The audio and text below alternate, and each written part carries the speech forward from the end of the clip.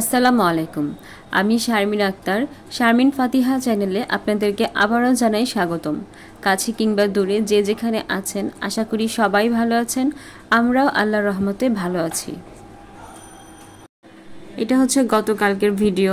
আমার মেয়ের সিটি পরীক্ষার খাতা দিবে বার্ষিকের, তো আমি ছাড়া ওর খাতা কেউই দেখবে না, ওর বাবা যাবে না, ওর বাবার একটু কাজ আছে, এজন্য আমাকেই যেতে হবে। তো অনেক দিন পর বের হলাম। সিটি পরীক্ষার খাতা দেখে এসে আমি রায়ানকে নিয়ে আসতেছিলাম। তো রায়ান আজকে আমি এতদিন পর যাওয়াতে এতটা খুশি হয়েছে যা বলার বাহিরে। বাসায় এসে দেখি যে ফাতিহার বাবা অনেকগুলো মাছ নিয়ে এসেছে, তো ওই মাছগুলো আমি গুছাচ্ছিলাম।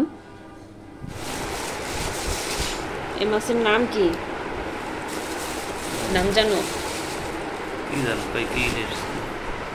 ইলিশের মতো শাক, ইলিশের শাক রান্না বসে। হ্যাঁ, এগুলো লতি, তারপর কচু শাক, এগুলো দিয়ে খাইতে মজা হয় অনেক। এটাতে ইলিশের শাক বেশি দিলাম।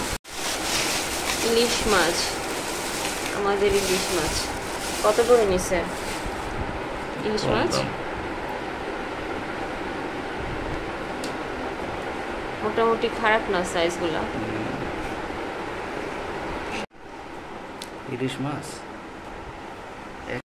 তো বাজার থেকে যেদিন মাছ কিনে নিয়ে আসে ওই দিন অনেকটাই ব্যস্ত থাকা লাগে। আর আমি যেহেতু বাহির থেকে এসেছি, খুব ক্লান্ত লাগছিল। আর এখানে মাছগুলো প্রায় 2 কেজি, যদিও একটু সাইজে ছোট, কিন্তু যেদিন রান্না করেছি, মানে ওই দিনই রান্না করেছি, কিন্তু মাছগুলো খেতে অনেকটাই স্বাদ ছিল। তো ওই দিনই আবার আমার আব্বা এসেছে। আমি যে রান্না করেছিলাম কচুরমুখী দিয়ে আব্বাকে দিয়েছিলাম। আব্বা খেয়েও বলতেছে যে না, মাছটা ছোট হলেও স্বাদ আছে অনেক। ইলিশের মতো যে আরেকটা মাছ দেখছেন, আসলে এই মাছটার নাম আমরা জানি না, কিন্তু প্রায়ই কিনে নিয়ে আসে ফাতিহার বাবা। আমি এগুলো লতি বা পুঁই শাক দিয়ে ভেঙে রান্না করি, খেতে কিন্তু প্রায় ইলিশের মতোই, ঘ্রাণটা ইলিশের মতোই আসে। আমাদের দুধ ভাত খেয়ে দাও, আমাদের আমরা আঙ্গুর শাকে দুধে আমি খাই আহা। না, আরো বলতে হবে। একটা দুধ খাও, আমাদের আঙ্গুর খাই, আম খাই, নিবু খাই, আম পাতা খাই, আমি নিবু খাই, পানি খাই, আমাদের ঠান্ডা খাই, আমাদের দোয়া খাই, আমাদের আল্লাহর কাছে হিজাব করি, আমাদের মুসলমানের কাছে হিজাব করি না, হিজাব। এটা কি বলতেছো? এটা কি বলতেছো? মুসলমানের এর কাছে হিজাব করি, হিন্দুর কাছে হিজাব করি না। কে শিখাইছে এগুলা? আমি নিজেই শিখতেছি। নিজেই শিখতেছো? কেমন হয়েছে? কেমন হয়েছে? আবার কেমন হয়েছে দেখা লাগবো। ওকে কবিতা বলতে বলছিলাম, তো ও কি যে বলছে ও আর আল্লাহই ভালো জানে। বলতেছে যে এটা নাকি নিজেই শিখছে। তো আজকে গোশ রান্না করব। আমার বোনের শাশুড়ি আসবে, উনি খুব অসুস্থ, ঢাকায় আসছে, ঢাকায় এসে চিকিৎসা করাবে। একদমই মানে আসছে যে হাঁটতে পারে না, প্রচুর অসুস্থ। এখন টেস্ট করালে বোঝা যাবে আসলে কি হয়েছে ওনার। এই পর্যন্ত যারা আমার ভিডিও দেখছেন, ভিডিওর কোনো অংশ যদি ভালো লেগে যায় প্লিজ একটি লাইক দিয়ে দিবেন এবং চ্যানেলটি সাবস্ক্রাইব করে পাশে থাকবেন। আর অলরেডি যারা করে দিয়েছেন তাদেরকে অসংখ্য ধন্যবাদ।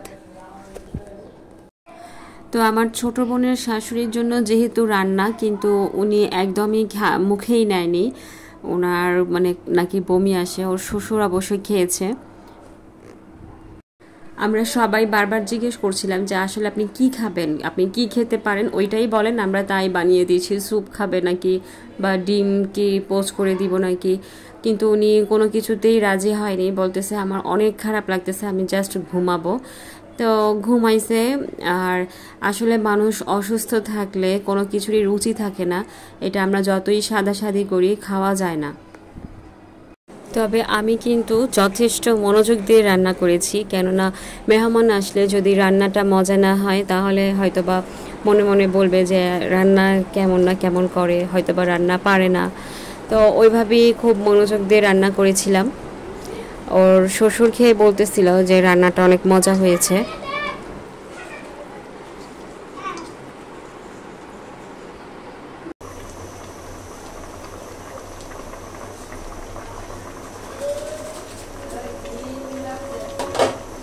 কি কইছে কি কইছে